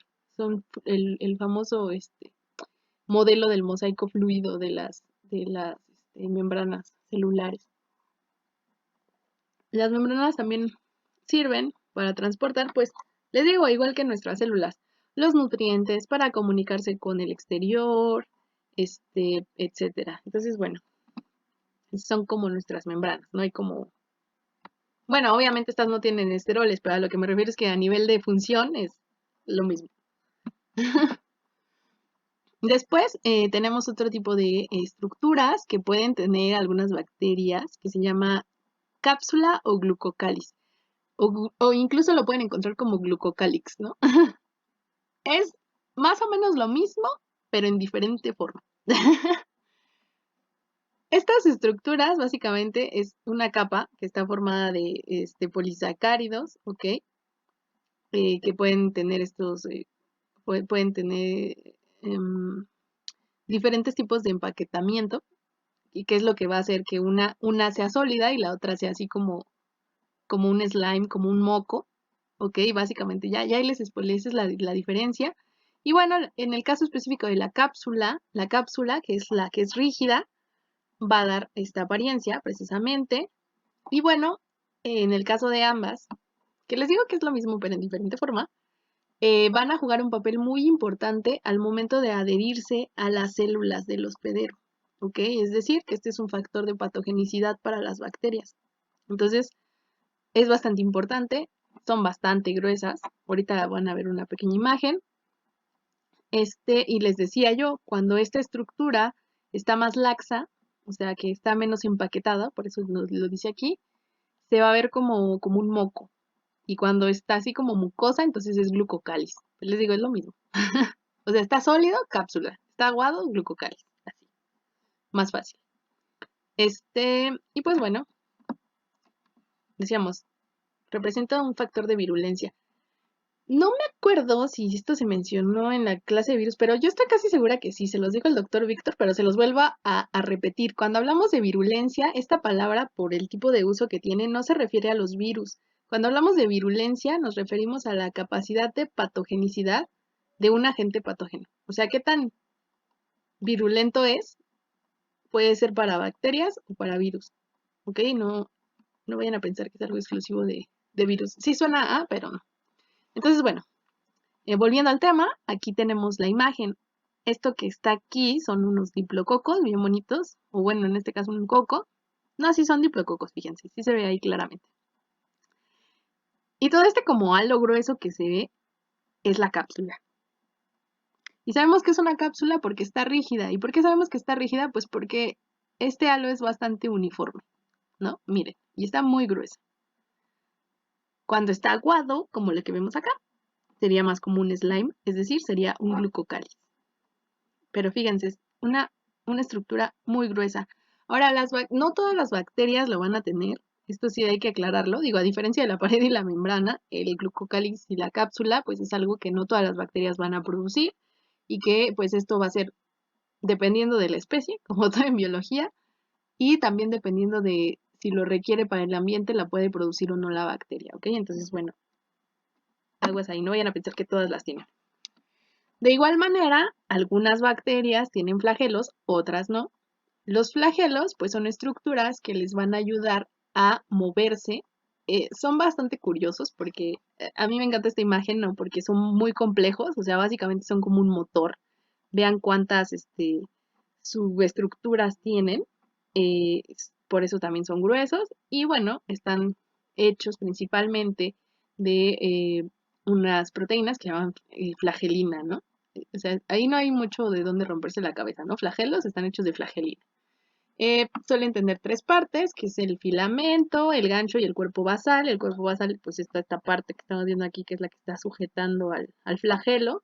Y tiene que ser muy grande, ¿para qué? Pues para que no se vaya a zafar y pueda mover a la bacteria, ¿no? Entonces, bueno, es muy interesante, a mí me gusta bastante. Y pues bueno, decíamos, son gruesos y también, dependiendo de la bacteria, esta puede tener un flagelo, dos flagelos, muchos flagelos, y estos pueden estar dispuestos en diferentes posiciones. Por ejemplo, aquí nos dice, cuando los vemos así, aquí como que tienen pelitos por todos lados, se dice que son peritrícos, ¿ok? Cuando nada más se encuentran de un lado, se dice que son flagelos polares y que nada más es uno. Y si se encuentran de esta manera, que aunque sea de un lado, pero que son varios, se les dice que están dispuestos de forma lofótrica. Perdón, me hago bolas. Y pues bueno, esto es en cuanto a los flagelos. Recuerden, dan movilidad, esa es su principal función. Y no todas las bacterias los tienen. Hay unas que tienen muchos, como la famosa E. coli, ¿no? Pero bueno, por ahí verán ya esas imágenes. Otras estructuras que también podemos encontrar en las bacterias son las pilosidades, ¿ok? Y aquí vamos a encontrar a los pilis y otros que se llaman fimbrias. Sus compañeros del semestre pasado también, como que no les quedó muy claro y también dijeron, maestra, es que no me queda clara la diferencia entre fimbria y pili, y yo les agradecí infinitamente que me hicieran esa pregunta porque, bueno, yo les hice estas diapositivas para contestarles y gracias a eso ahora yo les puedo explicar a ustedes, no es que no pudieran en ese momento, sino que lo que pasa es que a veces nosotros pensamos como profesores, es un error nuestro, que ustedes saben de qué les estamos hablando y no necesariamente saben. Y no es que ustedes sean tontos o algo así, no es que ustedes no estudian esto, entonces no, pues a veces no les queda claro y no sé, les da pena y no preguntan, pero cuando preguntan, pues me hacen a mí darme cuenta que pues bueno, les quedan algunos huecos y es bueno hacer ciertas aclaraciones y por eso siempre agradezco sus preguntas. Entonces bueno, vamos a esto. En el caso de las pilosidades, les decíamos, encontramos los pilis y las fimbrias, ¿ok? Los pilis, que viene de pelo, y las fimbrias van a servir para adherirse, pues a la pared celular también, a diferencia de los flagelos que son para desplazarse, los pilis son más que nada para fijarse. Aunque hay un tipo de pilis especiales, porque han de saber que los pilis también ya se han clasificado como en pilis tipo 1, pilis tipo 2 y no sé qué, hay los pilis tipo 4 me parece. Son un tipo específico de pilis que le ayudan a la bacteria a desplazarse muy lentamente, pero en general, la función de casi todos los pilis es la adherencia. Sin embargo, también hay pilis específicos que son menos frecuentes y que son muy largos, que se les llama pilis sexuales. Y no es que las bacterias estén teniendo sexo, no, las bacterias no son bacterias hembras y machos, sino que lo que va a pasar ahí es que las bacterias van a usar este pilis sexual, que es único, o sea, cuando me refiero a único, me refiero a que la bacteria tiene un pilis sexual, no va a tener varios pilis sexuales, va a tener nada más uno para eso y lo va a utilizar para intercambiar parte de su material genético con otra bacteria. ¿Ok? Entonces por eso se les llama así. Pero no es que estén teniendo sexo, ¿vale? No es que la bacteria que tenga el pili sea macho ni nada por el estilo. No, por favor, no digan esas cosas. Entonces, bueno, este, les decía, pues la mayoría, les repito, están asociadas con adherencia a las superficies, a, a las células, etcétera, y pues bueno, por lo tanto, es un factor también de patogenicidad y virulencia para la bacteria que las presenta. ¿Ok? Estos pues también varían en cantidad dependiendo de la especie. Ahora, hay otro tipo de pilis que son como más abundantes que se llaman fimbrias. Los pilis y las fimbrias están hechos de pilina, ¿no? Suena chistoso, pero es real. Así como los flagelos están hechos de flagelina, los pilis están hechos de pilina. Entonces, ¿qué es lo que pasa? Cuando están dispuestos como en forma de alfombra y que son muchos, muchos, muchos, se les llama fimbrias. Y cuando son un poquito más largos y en menor cantidad, se les llama pilis. Pero básicamente podríamos decir que las fimbrias son alfombras de pilis. ¿Ok? Más bien es una manera como de describir cómo están dispuestos los pilis. ¿No? De hecho, decían por ahí que era la alfimbria, ¿no? Porque parecía alfombra las fimbrias, pero les digo, las funciones son las mismas, están hechos de lo mismo, ¿no? La diferencia es que, por eso les pongo yo aquí esta imagen, las fimbrias son como un poco más chiquitas, más abundantes, hacen como esta alfombrita, y los pilis los encontramos en menor cantidad y son un poquito más largos, pero básicamente, así como la cápsula y el glucocálix, es lo mismo, pero en diferente forma. Entonces, bueno,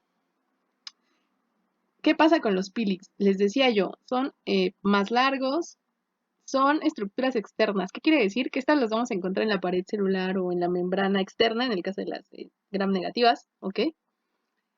Las vamos a encontrar, a diferencia de los flagelos, que son menos, o sea, los pilis suelen ser más numerosos que los flagelos.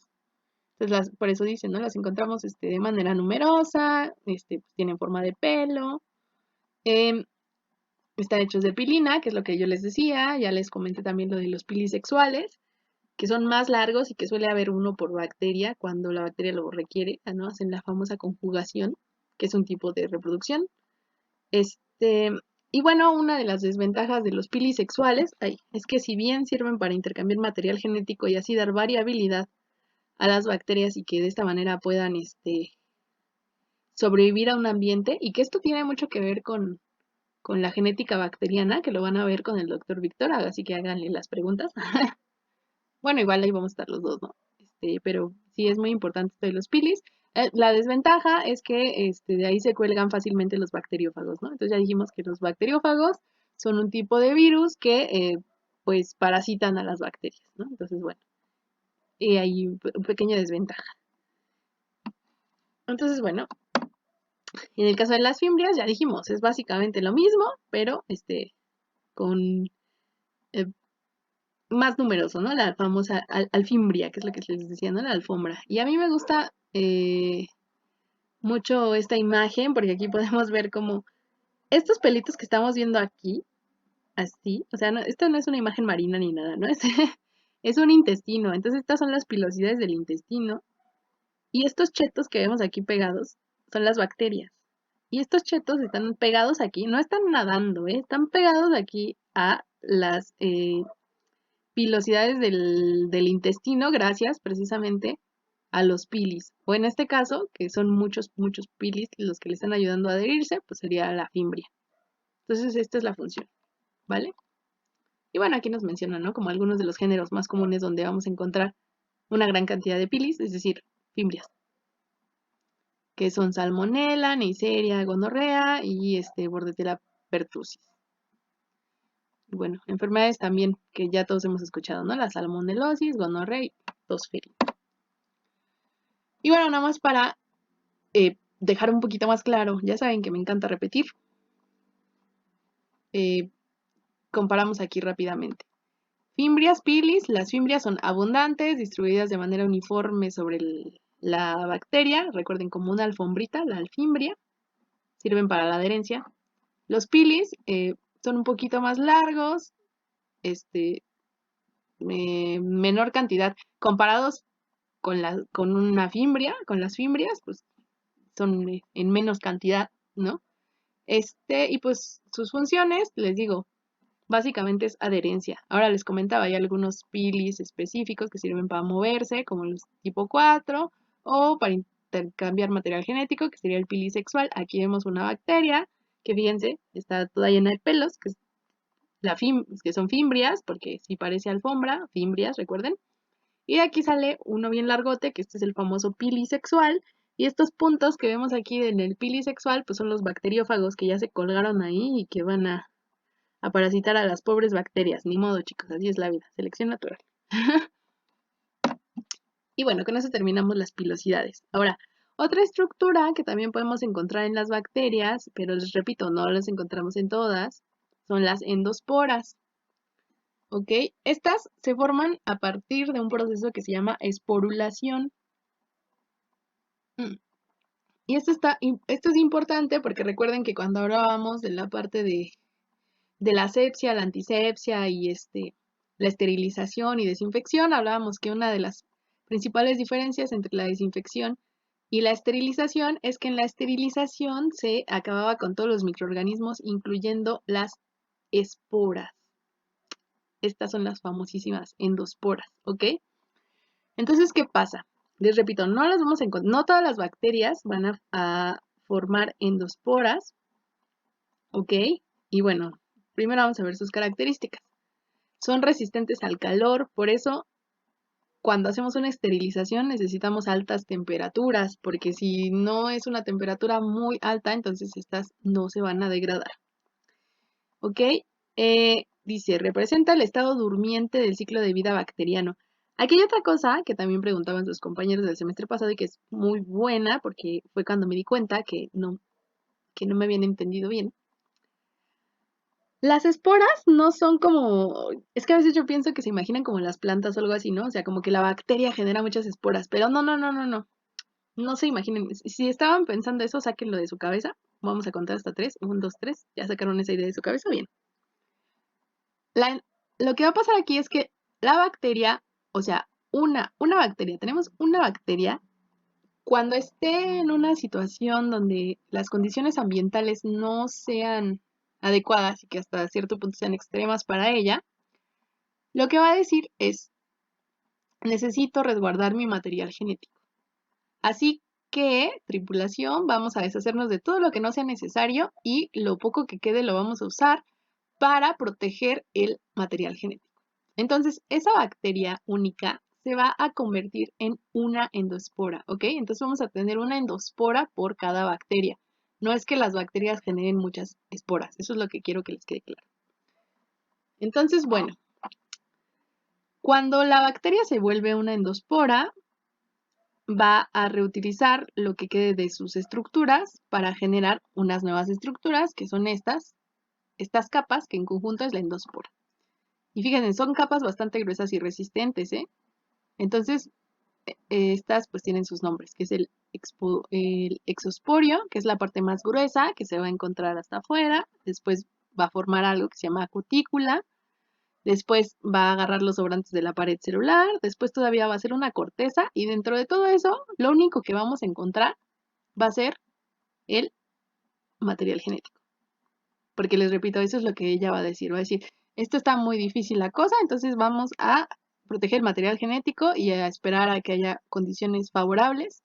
Cuando las condiciones se vuelven favorables para la bacteria, entonces se rompe esta capa y entonces utiliza su material genético para producir los componentes que le hagan falta y volver a formar una nueva bacteria completa y que esta a su vez pueda reproducirse, etcétera, ¿vale? Entonces, por eso dice que es el estado durmiente, ¿no? O sea, se va a quedar ahí esperando el momento adecuado para poder volver a la vida, si quieren verlo así, ¿no? Para volver a despertar.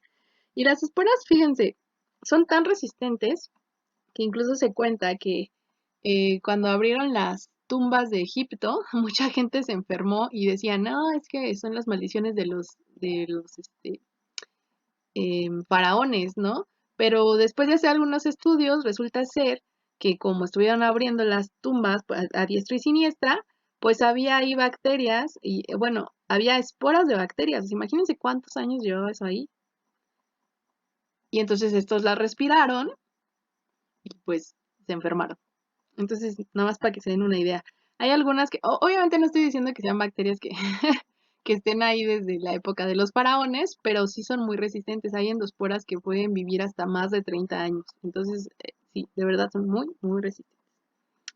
Y bueno, otra de las cositas que nos mencionaba aquí por eso mismo es que pues se pueden dispersar por el aire, ¿no? Entonces hay aguas. Y pues bueno, se encuentran habitualmente en el suelo, y bueno, algunas de las bacterias que generan endosporas son los bacilos y el Clostridium. El Clostridium es el género donde vamos a encontrar a las bacterias que generan la enfermedad que provocan, perdón, la enfermedad del tétanos. Clostridium tetani.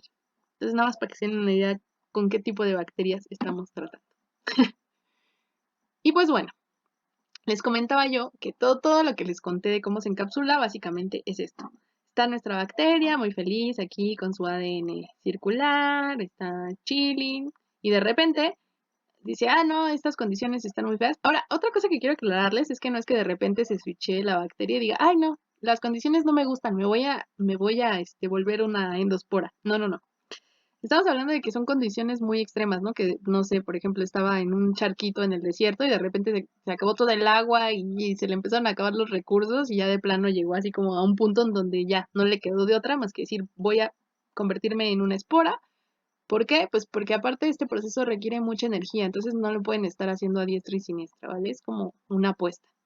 Así que bueno, nada más es como lo que quería aclararles. Entonces, bueno, está aquí nuestra bacteria, bien feliz, chilling, y de repente pasa esto y dice, bueno, ni modo, tenemos que hacernos una endospora. Entonces, ahora sí, el material genético se va a desplazar hacia un lado, es decir, ya nuestro nucleoide va a valer para pura vergüenza y entonces se va a hacer el ADN hacia una de las esquinas y entonces va a empezar, fíjense, aquí ya empiezan a tomarse partes de la membrana y de la pared para empezar a encapsular el material genético, ¿ok?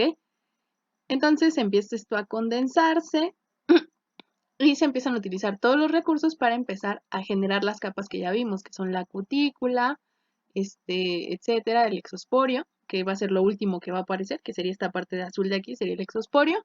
Y bueno, aquí nos dice que cuando está en este proceso en el que ya tiene la primera capa, que sería el primer encapsulado del ADN, pues se le llama protoplasto.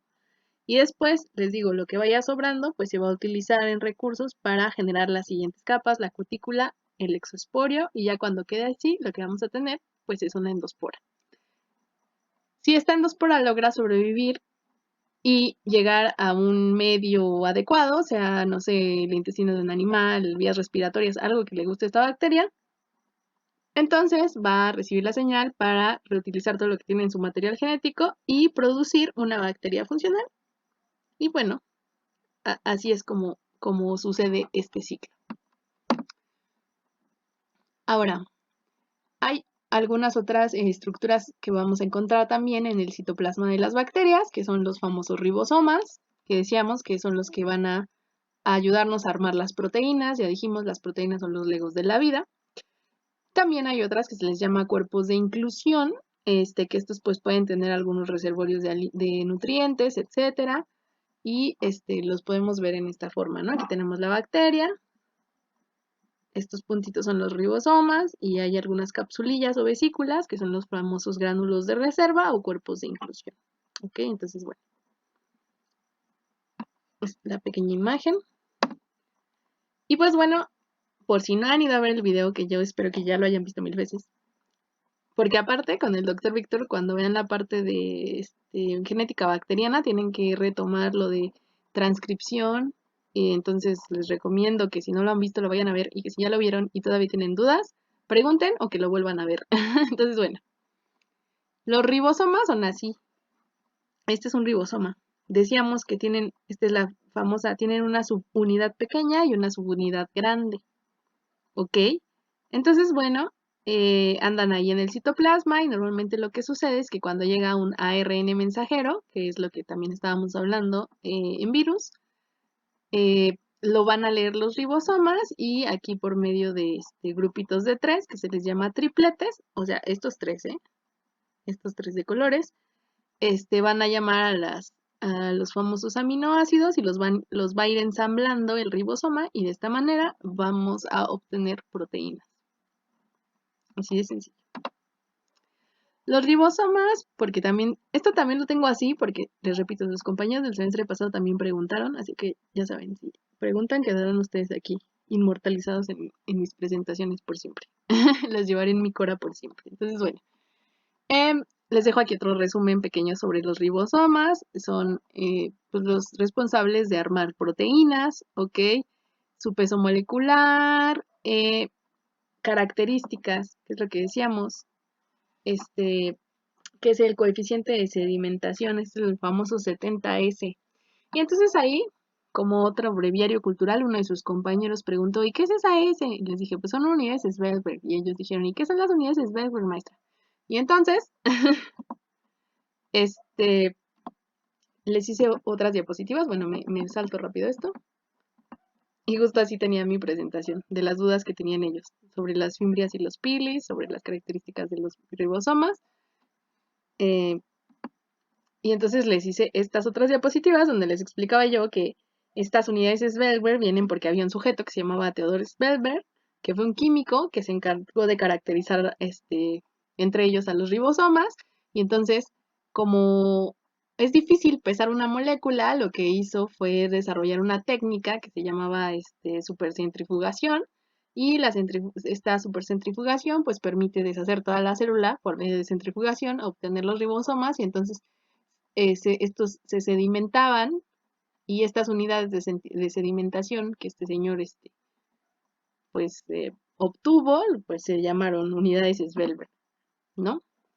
y aquí les hice por eso estas diapositivas, por si quieren leerlas, es rapidito, como el breviario cultural, por si ustedes también tienen esa duda. Y bueno, les digo, por eso también les dejé aquí estas características generales de los ribosomas. Y bueno, ya vamos a hablar de las últimas estructuras de importancia de las bacterias, que es el cromosoma bacteriano, que este ya seguro también ya lo sueñan. Aquí está una imagen, que era lo que yo les decía, fíjense. Está unido por dos extremos de tal manera que queda como una liguita, ¿no? Por eso se le llama circular. Ya dijimos, no tienen un núcleo definido, su material genético está en el citoplasma, está súper enrollado y se asocia a proteínas básicas. En algún momento les comenté, si les queda la duda me dicen, que en el caso de las eucariontas, los cromosomas, o sea, el material genético está súper compactado en cromosomas a la hora de hacer la división celular. Y estos cromosomas, pues, están hechos de estos hilos larguísimos de material genético que están envueltos en unas proteínas que se llaman histonas. Estas histonas, les decía yo que hacen como circulitos de 6, que a esto se le llama solenoides, y estos a su vez se vuelven a enrollar y forman lo que nosotros conocemos como cromosomas, que son las famosas X. En el caso de las bacterias, pues no hay histonas, pero sí hay bacterias parecidas a las histonas, de hecho así se llaman, o sea, no se rían, así se llaman, proteínas parecidas a las histonas y otras que están asociadas al superenrollamiento, entonces les llaman NAPS y H-alike. Ahorita en la siguiente diapositiva viene.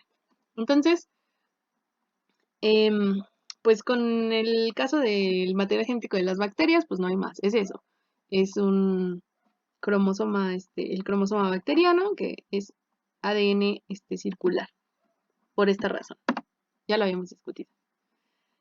Ahora, ¿qué pasa con el nucleoide? Ya al principio se los spoileé. El nucleoide básicamente es una zona donde suele estar este cromosoma bacteriano. Les repito, sí está en el citoplasma, pero no anda como en cualquier lado. O sea, se queda en esta zona. Y aquí podemos verlo en esta micrografía, ¿no? O sea, aquí está toda la bacteria y podemos ver como claramente en todas las bacterias hay una zona definida donde está, bueno, quizás no definida, pero que se ve más oscura porque ahí es donde está el material genético. Y ya vieron que no está como aquí o por acá, o sea, no es que en unas esté aquí y en otras esté en la otra esquina, o sea, en general suele mantenerse en esta zona y a esta zona se le llama nucleoide. ¿Ok? Este, y bueno, aquí les dejaba una pequeña imagen del superenrollamiento, ¿no? O sea, así se ve el ADN circular. Si lo cortáramos y agarramos los dos extremos y le diéramos vueltas y vueltas y vueltas y vueltas y vueltas y vueltas, quedaría así, que es lo que normalmente vemos cuando se hacen micrografías de las bacterias. De hecho, aquí a lo mejor no lo aprecian bien, pero todo esto que se ve como rayitas, ustedes que son más jóvenes y ven mejor que yo, es todo este cromosoma bacteriano desenrollado, ¿no? Y lo que nos ponen aquí en las flechitas serían los extremos por los que normalmente estaría unido. Aquí en esta imagen específica, lo que estamos viendo ya es una bacteria donde se sacó su ADN y por eso se ve así, ¿no? Pero si estuviera súper enrollado, lo veríamos así. Es como el breviario cultural. Aquí les pongo esta imagen. Este es ADN eucarionte, ¿eh? Eucarionte, no se me vayan a hacer bolas. Y solo se los pongo aquí para comparar, qué es lo que les digo. Aquí el superenrollamiento es diferente. Está el ADN se envuelve en las histonas. Recuerden, las histonas no hay histonas en las procariotas, ¿ok? Y después estas histonas van a hacer estos espirales por medio de solenoides y estos espirales se van a enrollar de esta manera, que es el famoso cromosoma. Y ya. Me gustó este artículo, de hecho se los dejé en la plataforma por si quieren leerlo y no se les hace tan difícil el inglés, que nos dice que en este estudio lo que estaban describiendo eran estas proteínas asociadas al enrollamiento del material genético de las bacterias. Y fíjense, estas bacterias HNS son las que son parecidas a las histonas, ¿no? Y estas otras que se llaman NAP, que andan por aquí. Y entonces es chistoso porque ya los esquemas nos dicen que cuando está súper enrollado el cromosoma bacteriano, toma más o menos esta forma. Para que, para que no se queden con esta idea, que es lo que yo les decía, de que, o sea, sí, no es tan delimitado un núcleo con una membrana, pero les repito, no es que ande tampoco el material genético, bueno, el cromosoma principal por todos lados, Sí, hay pedacitos que andan por ahí flotando, que son los plásmidos, les repito, se lo van a ver con el doctor Víctor. Pero el cromosoma bacteriano sí está como en una zona, sí se enrolla más o menos de una manera medio específica, o sea, no anda ahí nada más como que al azar acomodándose. Y aquí pues nada más lo que vemos es que durante el crecimiento de la bacteria se compacta más el ADN y cuando no está en esta fase pues se vuelve más laxo, así de sencillo, pero mantiene esta como tipo de acomodo, ¿no? No es como un cromosoma, como lo que veíamos acá, pero sí tiene una cierta forma. Entonces, bueno, con eso concluiríamos la parte de las generalidades de bacterias hasta las estructuras bacterianas. La parte que sigue, les repito, es genética bacteriana. Eso lo van a ver con el doctor Víctor. Y aquí nada más les dejo esta diapo, que es la que les hice a sus compañeros del semestre pasado por las dudas que tenían, que fue lo que enriqueció esta presentación. Y pues les dejo estas pequeñas diapositivas por si les interesa pues leer rápidamente este, sobre esto, que fueron las dudas de sus compañeros. Y pues ya sería todo. Pues espero verlos el viernes, 1 de octubre, ya saben, a la misma hora, por el mismo canal. Recuerden que tienen que, para entrar a la clase, tienen que poner el grupo, o sea, el número de su grupo, y después su nombre completo. Si no lo hacen, no se les va a dejar ingresar a la clase, ¿vale? Para que no nos vuelva a pasar lo de la última vez. Y pues creo que sería todo. Pues que espero que, pues que tengan una bonita semana y que no les haya ido tan mal en el examen. Entonces, bueno, cuídense mucho.